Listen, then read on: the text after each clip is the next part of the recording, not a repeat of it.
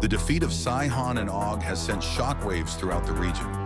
Witnessing the Israelite army crush their enemies, the fearful King Balak has requested the aid of the known world's most famous sorcerer, Balaam.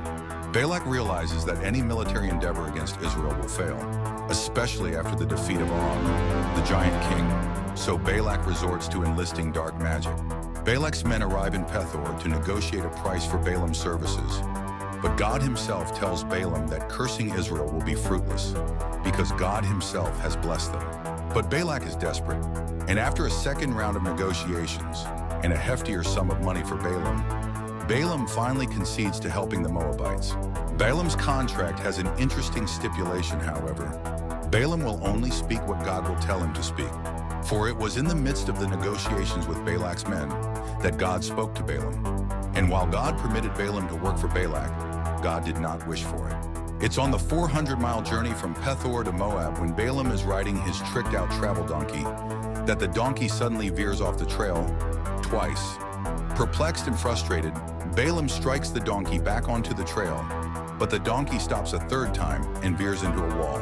Enraged, Balaam strikes the poor donkey a third time, but this time, the donkey speaks to Balaam. What have I done to you, that you have struck me these 3 times? Unfazed by a talking donkey, Balaam replies, Because you have made a fool of me. I wish I had a sword in my hand, for then I would kill you. The Lord himself, with a sword in hand, opens Balaam's eyes to the spiritual realm and explains it to him. Why have you struck your donkey these 3 times? Behold, I have come out to oppose you because your way is perverse before me.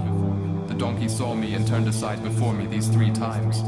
If she had not turned aside from me, surely just now I would have killed you and let her live. Balaam has been caught with his hand in the proverbial cookie jar and repents. But God tells Balaam to continue on his journey, reminding Balaam to only speak what God tells him to speak.